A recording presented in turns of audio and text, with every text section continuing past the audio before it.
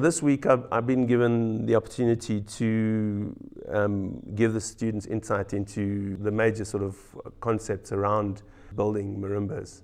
Marimbas can be designed in many different ways, and the design that I've chosen actually is based on instruments that were designed by this guy John Madden. He's an Australian educator. His concept is to go into communities, build instruments with the community so that they have the knowledge to maintain those instruments, to keep them going.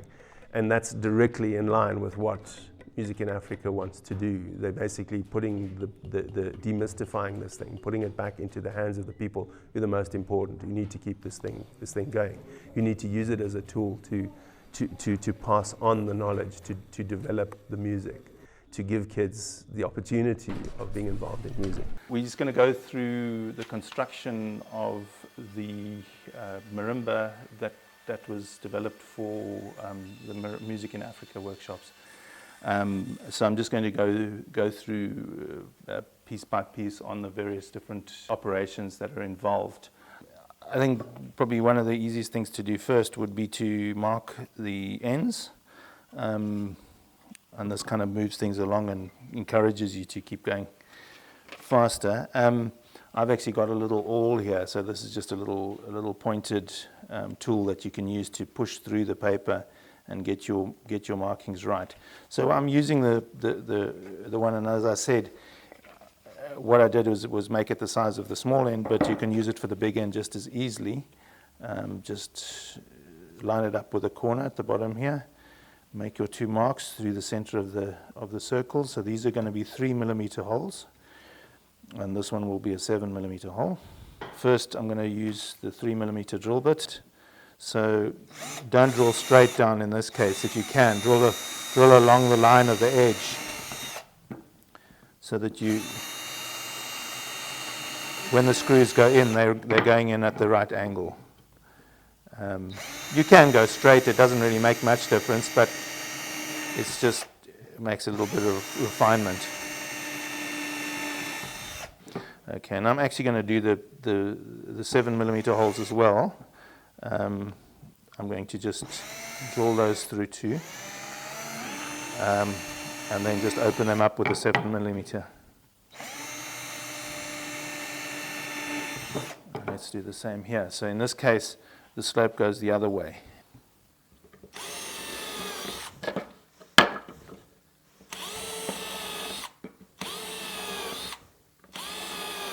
Right, now let's just drill out those 7mm holes.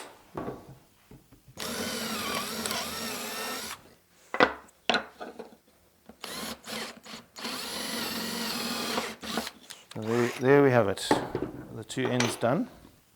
Right, now if you look at the frame rails, you'll see that there's one end where it's longer than the others.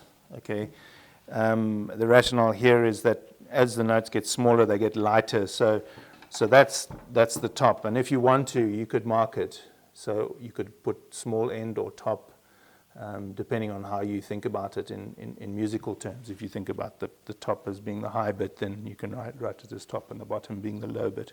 So it might help to mark it. Just remember that it's the long end on the top and the short end at the bottom.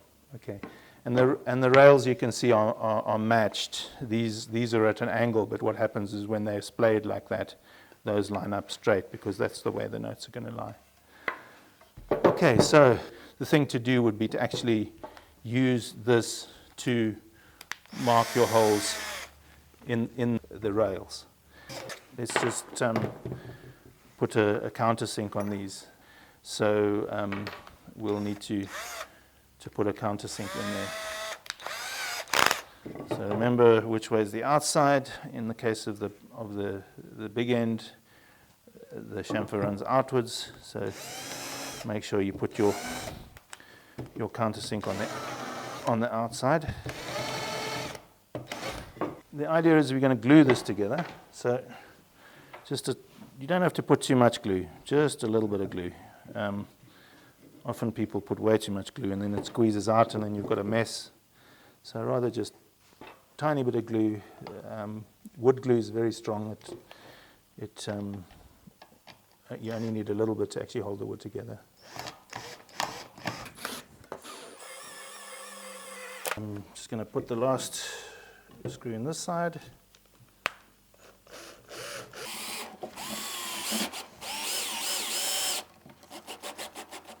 There you go. This one here. These ones here.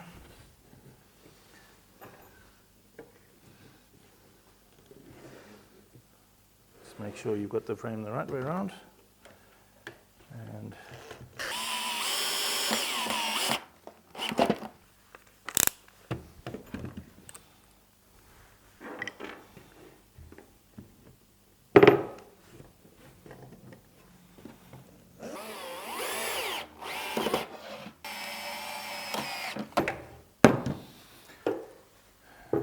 inside, once again, a little bit of glue, doesn't need to be a lot, and we can screw it up.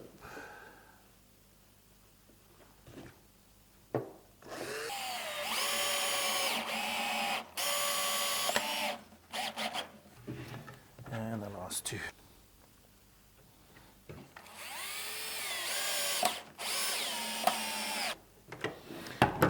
Right, at this stage it's probably worth just checking that everything's in alignment. If it's on a table, you should actually feel it. It doesn't rock at all or anything like that, but it's worth just checking. And that's quite satisfying. Now you've got a frame that you can base everything else on. Right, what the frame needs now are these supports here. Now these in the kit are the supports that are supplied. What we'll do is glue them into place, but they need to have a drilling that puts that you can put the string through. Okay, so the string is going to come from the end hole and through all of these supports to the end. So all of these need to be drilled out to the right size. So if we take the height, so if we look at what's sticking up here, now we can measure it with a if we measure about 18 millimeters, that's where we're going to drill our holes, and through the middle of that. So taking the awl again, we can mark the center. Now we're going to drill these to 7 millimeters again, same as the end holes. Be quite careful with this because the wood is very thin and it can crack quite easily. So just take it slowly, take it gently, steadily, and just work your way through all of them. If you had something to hold them together, you could clamp them together and hold them. But we could probably make it with 2 at a time. Let's try.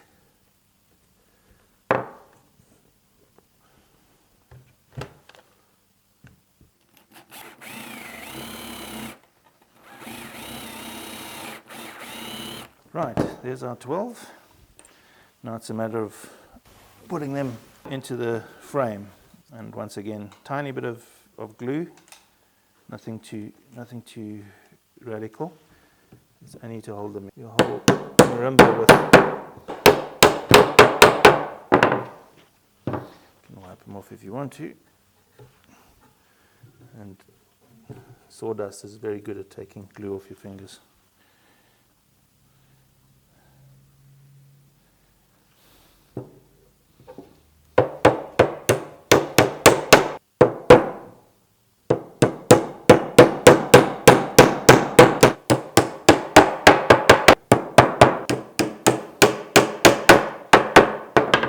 Right, so that's the basic frame done. One thing we didn't do, and you could do it when you drill the holes, just chamfer these as well. So I'm doing both ends, chamfering that. The big leg, what we must do is just find out the position that the leg's going to be supported in when it's fully open. 6.5 millimeter bit in, get it up against the support, mark it, and then I can drill it through. And the same on the other side. So same story here. up against the support and mark it, and then drill it through. Oop. Okay, I'm going to do it with the other side as well. Small leg, same thing. So remember, the leg's going to lie like that. So you want the brace on this side. So open the leg, get it in line with the support here, mark it, drill it through, and the same on the other side. Making sure you turn the leg over.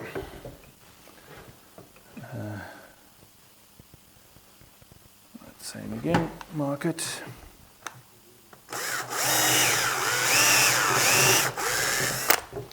And drill it. So that we can put those legs on later. I'll just put them to one side for the time being. Let's get on with the stringing. Right, so for the support string you use the 7mm string. And just take enough to get around the frame with a bit extra. Cut it through, and then what we tend to do is to seal the ends using heat. So you can use a match or you can use a lighter, anything like that, just to stop the end fraying away. It's very hot when it's like that. If you wet your fingers and put it on, you won't hurt yourself, but if you touch it, it's going to hurt you. When it's very hot, it's going to stick to you. Now make a loop in it. You can make a normal, just a reef knot, or even just a normal turnover knot like that. That's fine. That'll work just as well as anything else. So one end, put a loop in, and then you can start threading it through, and then just basically put it through all of the supports, and around the other side and back again.